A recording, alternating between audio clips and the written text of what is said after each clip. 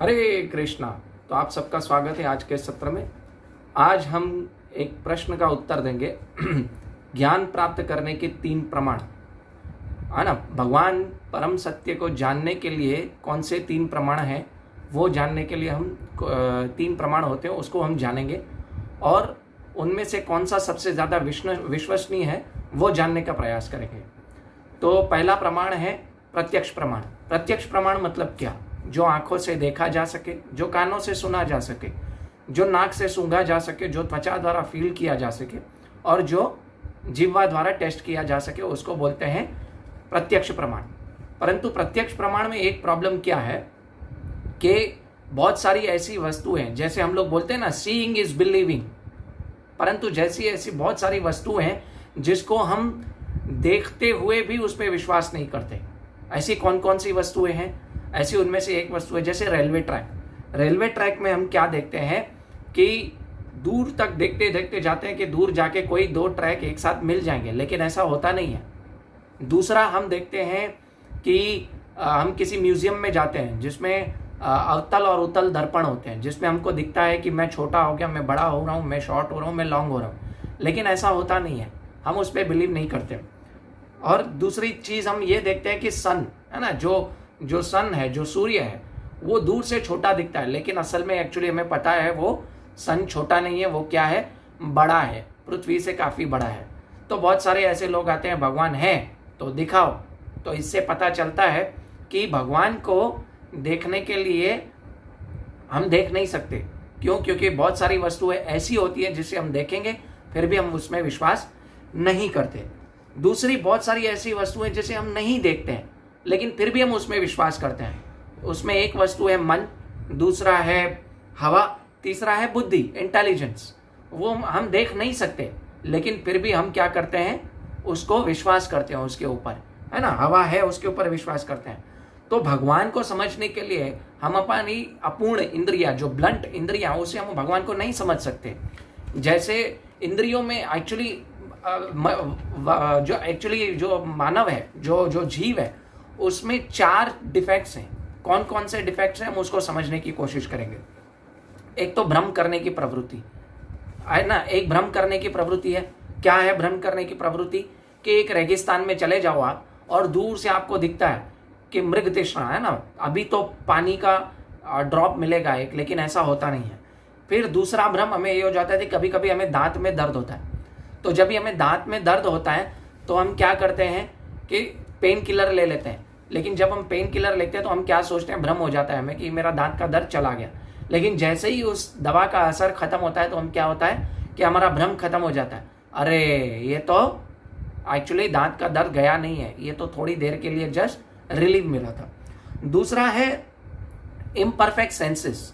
Imperfect senses तो आप देखें बहुत सारे ऐसे चित्र आते हैं, जैसे एक हाथी का चित्र आपको दिखाया जाए और उसमें बताया जाए कि इस हाथी के कितने पाँव हैं, है ना। वो पाँव एक्चुअली आप क्या करो, गिनो कितने पाँव हैं, लेकिन हम देख नहीं पाते, उस चित्र में गिन नहीं पाते कितने पाँव हैं। दूसरा, हमारा भ्रम ये हो जाता है, कहीं दूर से देख लेते हैं, एक छोटी सी रस्सी देख लेते हैं और हमको लगता है कि ये सांप बैठा है। तो ये हमारे सेंसेस इम्परफेक्ट है, इसके लिए हम एक्चुअली अपने सेंसेस से भगवान को नहीं जान सकते। तीसरा है गलती करने की प्रवृत्ति, है ना। गलती करने की प्रवृत्ति क्या है?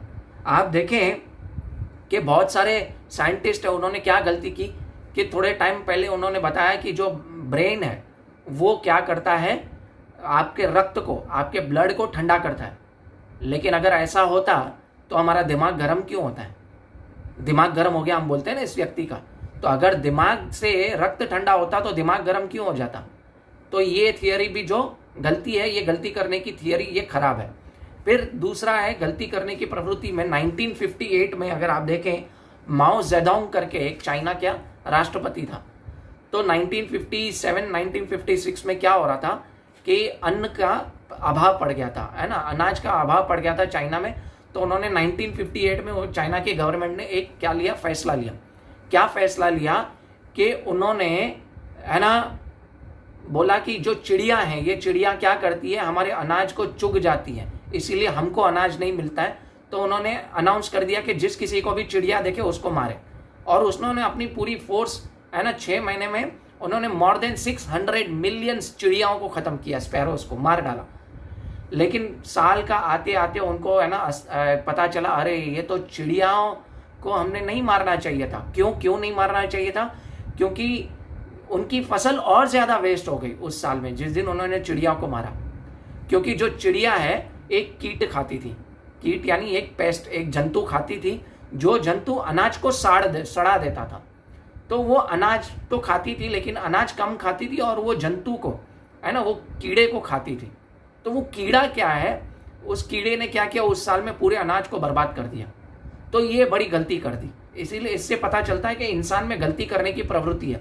वैसे भी हम बोलते हैं ना, इंसान गलतियों का पुतला है। फिर तीसरा है धोखा देने की प्रवृत्ति। चौथा, धोखा देने की प्रवृत्ति देखिए हम सब में, हम अपने आप को धोखा दे रहे हैं, हम सबको धोखा दे रहे हैं। वैज्ञानिक लोग बहुत लोगों को धोखा देते हैं, तो डॉक्टर्स भी बहुत लोगों को धोखा देते हैं। तो धोखा देने की प्रवृत्ति हमारे अंदर ही है। तो ये हमारे इम्परफेक्ट सेंसेस, धोखा देने की प्रवृत्ति, गलती करने की प्रवृत्ति और भ्रम की प्रवृत्ति है। तो ये प्रत्यक्ष प्रमाण से हम भगवान को कभी नहीं जान सकते। तो दूसरा प्रमाण कौन सा है? दूसरा प्रमाण है अनुमान प्रमाण।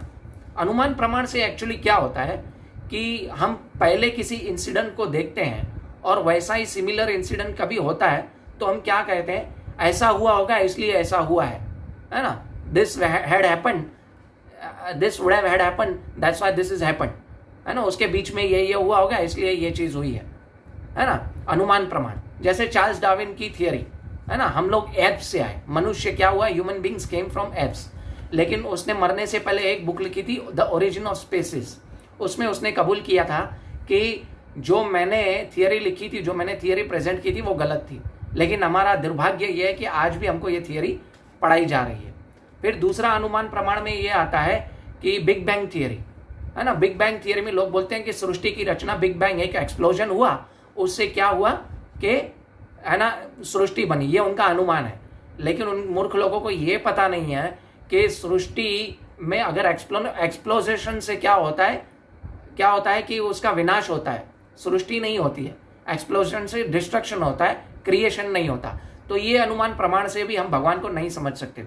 दूसरा अनुमान प्रमाण का एक बहुत ही अच्छी स्टोरी सुनाऊंगा मैं आपको, दो स्टोरी सुनाऊंगा एक्चुअली। उसमें एक स्टोरी ये है कि 6 व्यक्ति जो अंधे हैं उनको पहली बार हाथी को है ना हाथी के सामने रखा गया, और उन 6 व्यक्तियों ने क्या बोला, एक ने उसके पेट को टच किया तो उसने बोला ये हाथी जो है, ये हाथी एक भीत की तरह, दीवार की तरह।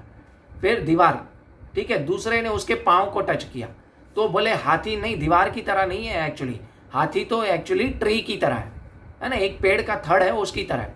तीसरे ने हाथी की सूंड को टच किया तो उसने बोला नहीं, हाथी ना पेड़ की तरह है ना दीवार की तरह है, हाथी किस तरह है, एक स्नेक की तरह है, एक सांप की तरह है। चौथे ने जब ये हाथी की पूंछ को टच किया तो उसने बोला कि ये हाथी ना दीवार की तरह है, ना पेड़ की तरह है, ना सांप की तरह है, हाथी तो क्या है, एक रस्सी की तरह है।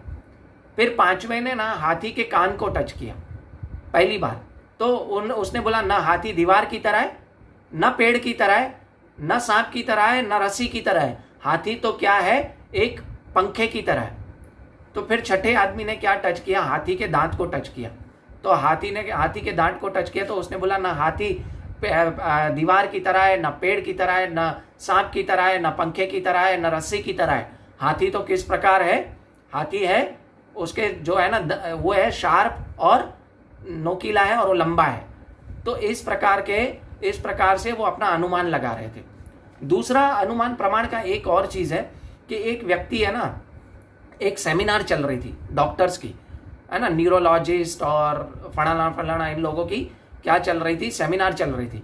जब उनकी सेमिनार चल रही थी तो लंच ब्रेक पड़ा, तो जब होटल में बाहर खाना खाने के लिए आया तो उन्होंने देखा कि एक व्यक्ति लंगड़ा के आ रहा है। तो उन्होंने देखा, अनुमान लगाना स्टार्ट कर दिया, ये व्यक्ति है ना, इसको मेडिकल टर्म, बड़ी मेडिकल टर्म में लेने लगे कि इस व्यक्ति को ऐसा हुआ है, न्यूरोलॉजिस्ट है, बैक पेन से इसका ये इधर आके हुआ है इसलिए वो लंगड़ा के चल रहा है।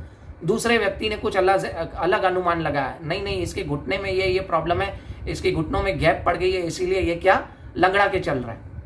तो फाइनली उन लोगों ने क्या किया, जो अनुमान लगा रहे थे 2-3 डॉक्टर, उन्होंने क्या किया, उस व्यक्ति को बुलाया। और जब उस व्यक्ति को बुलाया तो उस व्यक्ति को क्या पूछा कि भाई क्या प्रॉब्लम है। उस व्यक्ति ने बोला मुझे कोई प्रॉब्लम नहीं है। बोले तो फिर तू लंगड़ा के क्यों चल रहा है?